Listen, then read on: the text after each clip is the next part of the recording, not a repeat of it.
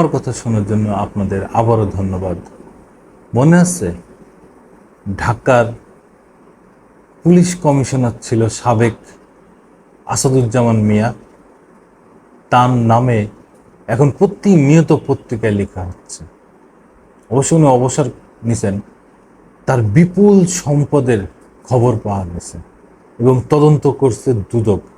একজন police commissioner রে ভাই, এত টাকার মালিক, এত সম্পদের মালিক কেমনে হয়, কিভাবে হয়, তার খুঁটিনাটি লিখেছেন দৈনিক ইত্তেফাকে। দেখি আমরা কি লিখেছেন উনি ইত্তেফাকে।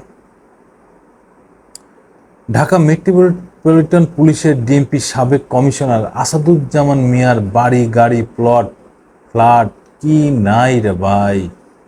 রীতিমতো গড়েছেন সম্পদের পাহাড়।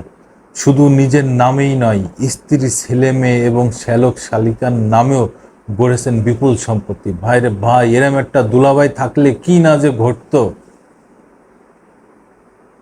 যার দুলাভাই পুলিশ কমিশনার, সে তো তাহলে সারা বাংলাদেশের মালিক। আর যদি এরকম সরকার প্রধানের স্নেহধন্য হয়, তাহলে তো কি মিষ্টি লাগাই লাগাই লাগাই লাগাই কলাটা খাওয়া যাইতো। আহারে।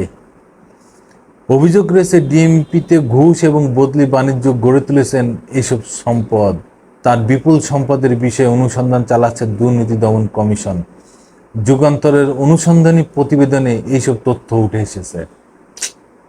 প্রতিবেদনে জানা যায়, রাজধানীর অভিজাত এলাকায় সিদ্ধেশ্বরীর ভিকারুন্নেসা স্কুলের পাশে রূপায়ণ স্বপ্ননীলায় 55/1 হোল্ডিংয়ে আলিশান এই ভবনটি 11 তলা। এখানে প্রায় 3,500 বর্গফুটের একটি ফ্ল্যাট রয়েছে আসাদুজ্জামানের মেয়ে আয়শা সিদ্দিকার নামে। ওনার মেয়েও তো কমিশনার, তাই না? নাইলে এত টাকা আসলো কোনতে? কি অবস্থায় দেশের, বাংলাদেশটারে ধ্বংস করে দিয়ে গেছে, লুটপাট করে ফকির বানাই দিয়ে গেছে এই শেখ হাসিনার এই কিছু লোক, যারা শেখ হাসিনার কাছের লোক। একটা পুলিশ কমিশনার, তার মেয়ের নামেই এত বড় ফ্ল্যাট। আচ্ছা, দেখি আর কি কি আছে। শুক্রবার 23শে আগস্ট দুপুরে সেখানে গেলে নিরাপত্তা ইনচার্জ আবুল কালাম আজাদ যুগান্তরকে বলেন, তিনি মাস দেড়েক আগে এখানে চাকরি নিয়েছেন। এই ভবনে 130টি ফ্ল্যাট, তাই সব ফ্ল্যাট মালিককে ভালোভাবে চিনেন না। বাড়ির ম্যানেজার সোহেল পারভেজ বিস্তারিত বলতে পারবেন না বলে জানান তিনি।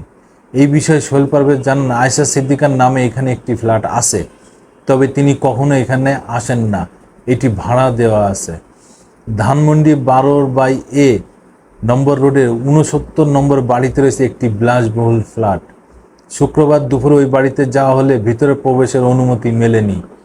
তবে নিজের নাম প্রকাশ না করার শর্তে বাড়ির একজন নিরাপত্তা কর্মী জানান, ধানমন্ডি 12A রোডের 69 নম্বর বাড়ির 2য় তলার পুরো ফ্লোরটি সাবেক ডিএমপি কমিশনার আসাদুজ্জামান মিয়া কিনেছেন, তবে এটি তার শ্যালকের নামে।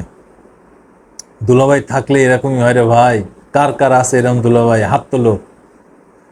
ওই ভবনের 3য় তলার ফ্ল্যাটটি চট্টগ্রাম মেট্রোপলিটন পুলিশের সাবেক কমিশনার ইকবাল বাহারের।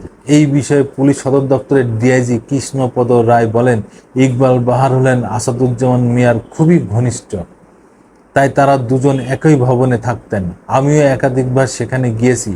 আসাদুজ্জামান মিয়া কমিশনার থাকা অবস্থায় ওই ভবনেই থাকতেন। শুক্রবার দুপুর 2:30টায় ইস্কাটন গার্ডেন 13A প্রিয় নিডে গিয়ে জানা যায়, সেখানে আসাদুজ্জামান এর স্ত্রীর নামে একটি ফ্ল্যাট আছে। বিস্তারিত জানতে চাইলে নিরাপত্তা কর্মী আব্দুল সালাম ও শাহ আলম প্রতিবেদককে বলেন, আমরা এখানে নতুন এসেছি, তাই তেমন কিছুই জানি না। আসলে ওই কেয়ারটেকাররা কি জানবে আর কি বলবে। ভবনের ম্যানেজার আজাদ আহমেদ বলেন, 14 তলায় এই ভবনে 40টি ফ্ল্যাট আছে। বেশিরভাগ ফ্ল্যাটই 2133 বর্গ ফুটের। ভবনের 11 তলায় আসাদুজ্জামানের স্ত্রী আফরোজা জামানের একটি ফ্ল্যাট আছে, তবে সেখানে তিনি থাকেন না। ফ্ল্যাটটি ভাড়া দেওয়া আছে। অভ্যর্থনাকারী আবু বকর প্রতি মাসে ভাড়া তুলে আসাদুজ্জামানের কাছে দিয়ে আসেন। ভাড়া বকেয়া পড়লে বা কোনো সমস্যা হলে আমি নিজে স্যারের সঙ্গে যোগাযোগ করেন বলে জানান তিনি। খোঁজ নিয়ে জানা যায়, নিকুঞ্জ 1-এর 8-A রোডের 6 নম্বর বাড়িটি আসাদুজ্জামানের ছোট ছেলে আসিফ মাহাদিনের নামে। শুক্রবার বিকেলে সেখানে যাওয়া হলে বাড়িটি ভেতর থেকে বন্ধ পাওয়া যায়। বেশ কয়েকবার কলিং বেল টিপেও সাড়া পাওয়া যাচ্ছিল না। এক পর্যায়ে পাশের 4 নম্বর বাড়ির গাড়ি চালকের সঙ্গে কথা হচ্ছিল এই প্রতিবেদকের। ওই গাড়ি চালক জানান, আসাদুজ্জামান সপরিবারে এই বাড়িতেই থাকতেন। সরকার পতনের পর তিনি বাড়ি ছেড়ে পালিয়ে গেছেন। অনুসন্ধানে আরও জানা যায়, এছাড়া বসুন্ধরা আবাসিক এলাকার এল ব্লকের 1 নম্বর রোডের 166 এবং 67 নম্বরের 10 কাঠার উপর 6 তলা বিশিষ্ট আলিশান একটি বাড়ি আসাদুজ্জামানের স্ত্রী আফরোজা জামানের নামে। ভাইরে ভাই, আর কত আছে, থাকুন সাথে, শুনতে থাকুন। ওই জমিতে গাড়ি রাখার শেড বানিয়ে রাখা হয়েছে। পূর্বাচল সেক্টরের 4 রোড 108 53 নম্বর প্লটটি আসাদুজ্জামানের স্ত্রীর নামে ছিল। 5 কাঠার এই প্লটটি বিক্রি করে দেওয়া হয়েছে। আফতাবনগরের 3 নম্বর সেক্টরে রয়েছে 21 কাঠা জমি। বাহ! সেখানে নিজের নামে 10 কাঠা ও আত্মীয় স্বজনের নামে রয়েছে বাকি 11 কাঠা জমি। কত দরকার রে ভাই তোমাদের, আর কত দরকার? এগুলো কি করবা? কবরে নিয়ে যাবা? কবরে তো নিয়ে যেতে পারবা না কাফনের কাপড় ছাড়া। তাহলে এত দিয়ে কি করবা? হ্যাঁ, কত লাগে রে ভাই একটা মানুষের? পেটটা তো একটুখানি, এতটুকু পেট না, কয় প্লেট কাচ্চি ধরবে? নয় 4 প্লেটই ধরবে, 3 সর্বোচ্চ 4 প্লেটই খাইলা তুমি। কিন্তু এ কি বানাইছে? টাকার পাহাড়, জমির পাহাড়, বাড়ির পাহাড়, প্লাটের পাহাড়, আর কত ভাই তোমাদের লাগবে? জানা গেছে গাজীপুরের কালীগঞ্জ উপজেলার চাঁদখোলা মৌজায় আফরোজা জামানের নামে 67% জমি রয়েছে। 2017 সালে এই জমি কেনা হয়। ওই মৌজায় তার নামে 2019 সালের 5 ফেব্রুয়ারি কেনা হয় আরও 39% জমি। একই নামে 2020 সালে জোয়ার সাহারা মৌজায় কেনা হয় 15 কাঠা জমি। ওই বছর গাজীপুরের চাঁদখোলা মৌজায় 31 শতক জমি ক্রয় করেন আফরোজা। 2018 সালে নারায়ণগঞ্জের রূপগঞ্জে কোয়ামসাল কায়েতপাড়া মৌজায় 0.28 একর জমি কেনেন। ওই বছর একই মৌজায় আরো 32 শতক জমি কেনেন তিনি। ভাইরে ভাই, আমি পারবো না, এত জমি, আরো এত বড় লিস্ট আছে রে ভাই, এত বড় লিস্ট, এই করতে করতে এত বড়, এত আপনাদের জানায় আমার দ্বারা সম্ভব না। তাহলে ওরা এত কিনছে, তাহলে বোঝেন ওরা কিনছে কত, এত, তাহলে আমি পড়ে শেষ করতে পারছি না। আর ওরা এত কিনছে, দিনের পর দিন এইভাবে দুর্নীতি করে এইভাবে কিনছে। আপনারা তার সাক্ষী থাকলেন, দেখেন একজন পুলিশ কমিশনারের এত, এর আরেকজন আছে সাবেক আইজি বেনজির, তিনি কি অসম্ভব ব্যাপার।